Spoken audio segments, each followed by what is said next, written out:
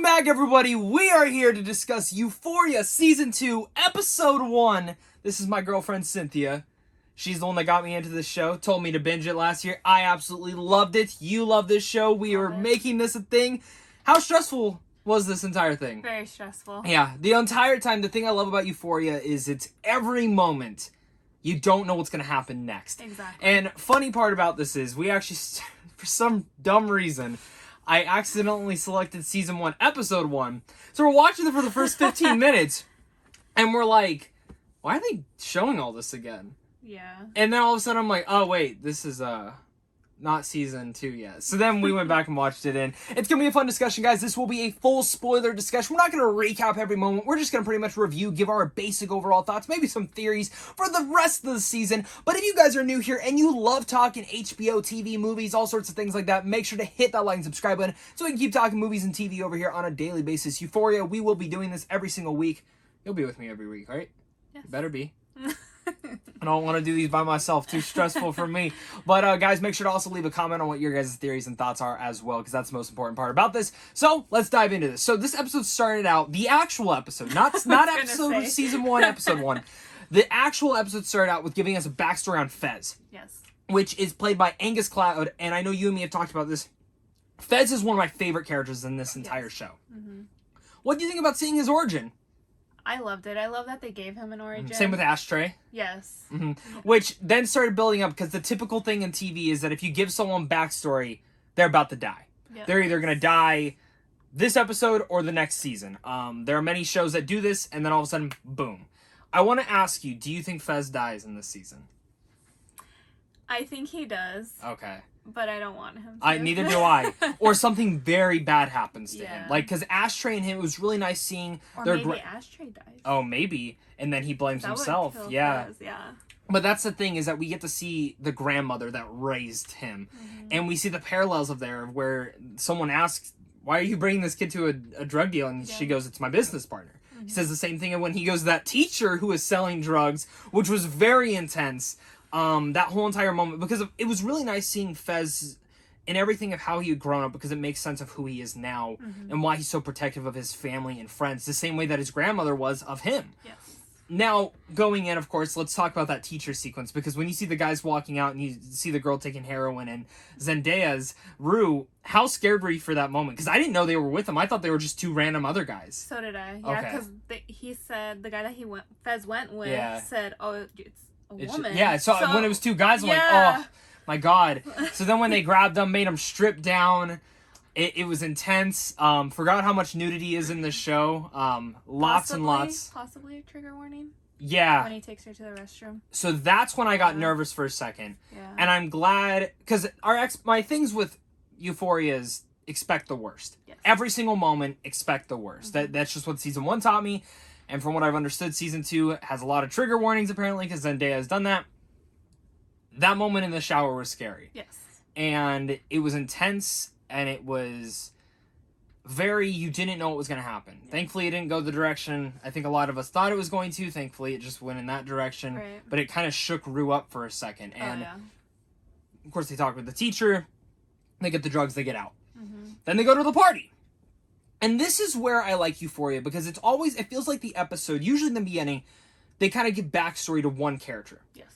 Or backstory to an event. Mm-hmm. And then it goes into what the actual story is. Mm-hmm. And that's what I love about Euphoria, is because most shows could do that and would feel not the greatest. This time around, it feels great.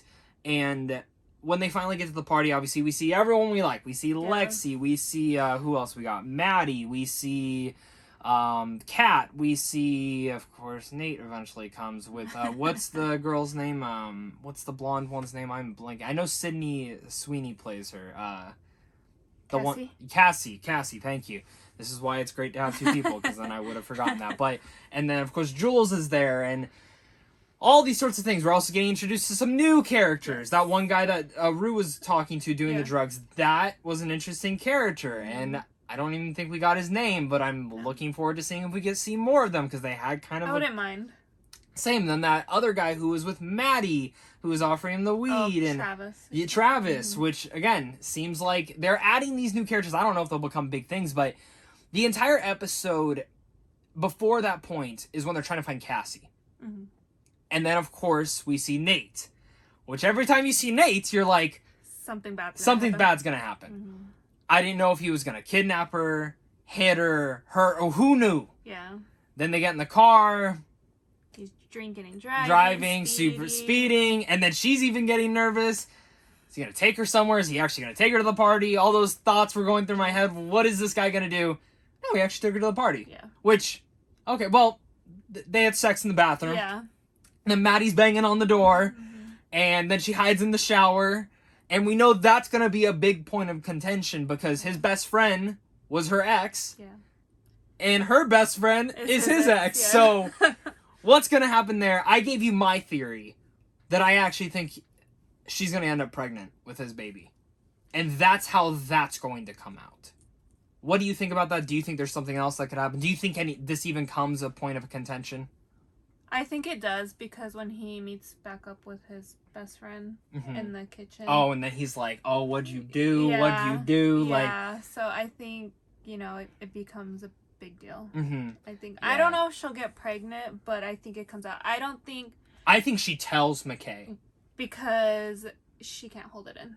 I feel like she's too. And that's why she was so nervous when they were talking because I feel like she didn't know what to say. She feels bad, and because of her best friend Maddie. Yeah. Too. So, adding in there, taking away from that storyline, it was also really funny because it's really intense when she's sitting in the bath. Yeah. And then the guy walks in to take a shit, which they were making fun of that entire thing. And he plops down. He goes, "You're hot, but I'm still going to take a shit in front of you." Which, again, nice humor to have in there. Yeah. Rue almost overdoses again. Adderall helped her. She gets up, goes about her thing. Let's talk about Lexi and Fez. That was nice having having them kind of converse in their conversations. And that's the big thing about Euphoria, is it kind of reminds you of people you knew in high school. Mm-hmm. And also kind of takes you back to those days. And I always think it's just interesting to see how they do that. But it was nice seeing that relationship. Now, for a second, I didn't know if he was actually going to do anything for Nate, because he was very much eyeing him the entire party. Yeah. But at that point, when he tells Ashtray to go start the car, you knew. Right. We all knew what was going to happen, right? Mm-hmm. What did you think? Because you and me both sat there going, okay, is he going to shoot him? Yeah, I mean, he watched his grandma handle people. So, I mean, I wouldn't be surprised if he would have killed him. Mm-hmm. And we don't know. He could be dead. I don't think he is, like you said. Yeah. Just because if he was dead, they would have said it in the episode. That's just how TV goes. If they don't say he's dead, or you don't deliberately see that he's dead, but that's going to, again, be something that's going to attack them later on. But we also see that Rue and, of course, Jules reunite. Yeah. And I'm really happy I watched those two specials, because I think that added to this. Mm-hmm. And it seems like their relationship is now going upwards, and hopefully that helps Rue. But anytime it goes downwards, and just like Coleman Diago's character said in the episode 1, you do not want to be in a relationship when you're going to rehab.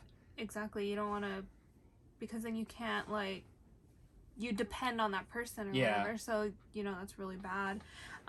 They're just so toxic together. They are. So that's why I was kind of hoping, end up with that other guy, the one. Right. I mean, yes, they. Reality, she shouldn't be with anyone right now. Yeah, exactly. They can stay friends. Yeah. They can stay friends, but that's it. I didn't want more. Yeah. At least not yet. She needs to get better. And that's the thing I hope they do in this season, is they push these characters into a better... But I just feel like once you're toxic with someone, you can't... No, for sure. I want these character arcs for certain characters to go in a better way, because we saw the downward spiral in the first season. Mm-hmm. And I'm hoping in season 2, it's this, it's more of going up. Yeah. Because then I think we get into the issue that Shameless had, was they would build these people up, bring them back down. Build them back up, bring them back down. And it got so repetitive that the only reason we kept watching was because we liked the characters, but it became a frustrating watch. I still haven't even finished last season. And I'm not saying Euphoria is going to do that. I think the direction here from, why can I not remember the guy's name? The guy who did Malcolm and Marie. Am I dumb? Sam Levinson. I think the direction from him, the writing, the producing from Zendaya, all of that, I'm not worried too much about this. I think they know, or at least I would assume, they probably know where the show's going to go. I would imagine the show, 4 seasons, I don't know how many you guys think. This show's very intense. Like, my anxiety goes the entire way through. And when Fez took his shirt off and starts walking up to him, I was sitting there. When they were just talking, did you think he was still going to hit him? Oh, yeah. Okay. Yeah. Okay, for a second I was like, oh, maybe he's just going to, like, threaten him. No, the second he emptied that bottle... He threatened him. Yeah, but I thought, again, New Year, takes that bottle, boom, and just starts... I thought he stabbed him for a second with the bottle. No. But hits him, and I mean, no one can get Fez off him. No. Beating the shit out of him, and that's where they leave it. Fez gets out.